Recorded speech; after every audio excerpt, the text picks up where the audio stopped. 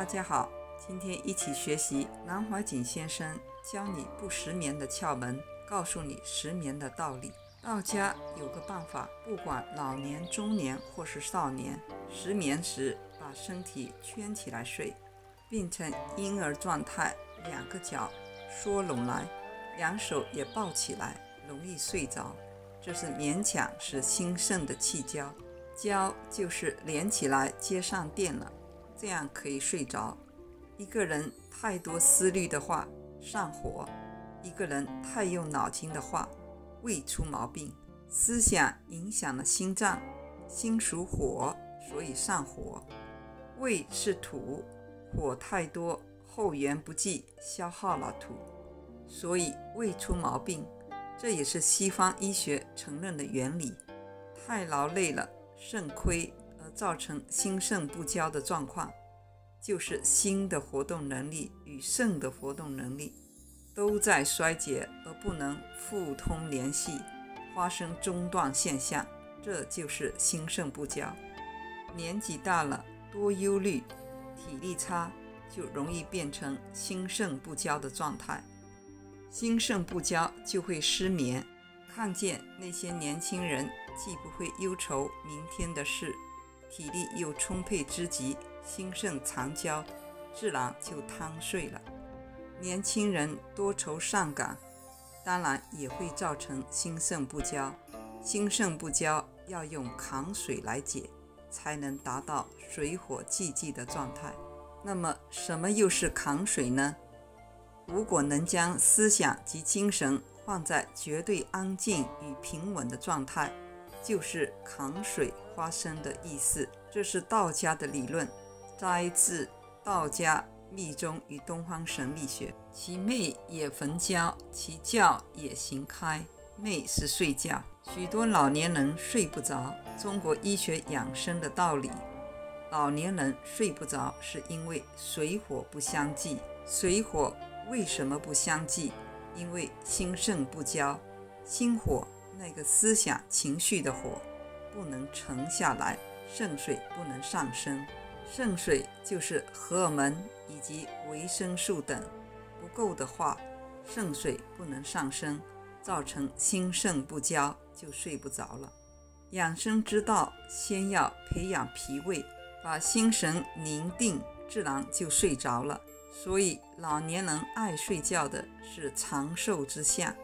水火不相济，就是心肾不能交，在理论上讲是魂魄分开了。魂是灵魂，就是思想意志；魄是生理上的，包括气啊、血啊、肌肉啊、荷尔蒙啊、营养啊、维生素啊、蛋白质等加起来叫做魄。有些人身体衰老了，变成骷髅形状，看到人哼哼啊啊，那是魂跟魄分开了。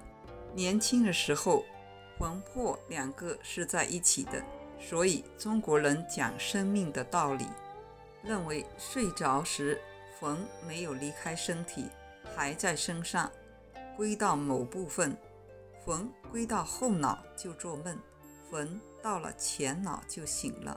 如果藏在心肌之间，就睡得很安稳了。魂一旦离开了身体，那就是做大梦了。中国古代的说法认为，人做梦的时候，从自己头顶上就出去了。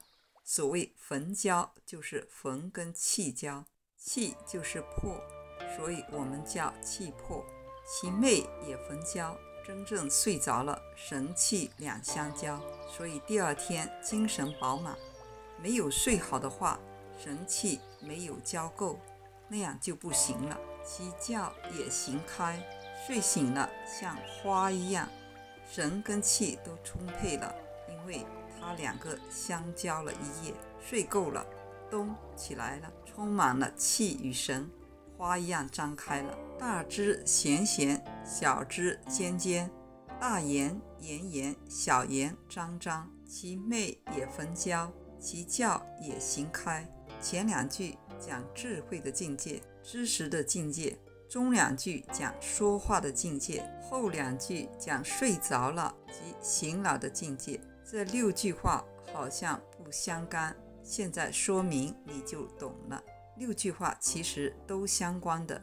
神气充足的人智慧就高，精神充沛有大智，不充沛只有小智。神气充足的人就是大言，不充足的人小言。这都是由神与气2个东西来的，所以思想用过度，写文章多了，缝跟破不相交，就睡不着了。如果多练气养气，气充足了，一定就会睡着。气把那个缝吸收回来，人就睡着了。摘自庄子南华。水火交感我们已经讲过好多次，水火交感就是坎离交，水是坎卦，火是离卦。清净的谓之水，燥炎的就是火。在人体上，水是属于肾部，火是心部，所以中国医书讲人老睡眠就少，因为心肾不交。婴儿生下来大概睡眠16个钟头，慢慢变成12个，儿童总要10个钟头，至少8、9个钟头睡觉。越老了睡眠就越少，老了就睡不着。我们常常讲人老有几个相反的现象，哭起来没有眼泪，笑起来眼泪就出来了。现在的事情告诉他马上就忘记了，小时候的事情都会记得。坐着就睡着，躺下去睡不着。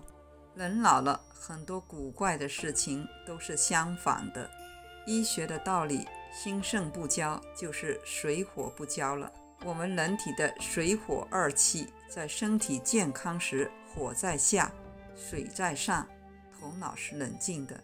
血压高是下面气虚了，就像婴儿吃牛奶的胶奶瓶，你把牛奶装一半，把这个瓶下面捏扁，没有气了，这个奶就到上面来了，下面一放松，牛奶就降下来了。所以下缘的气充足时，血压自然降下来了。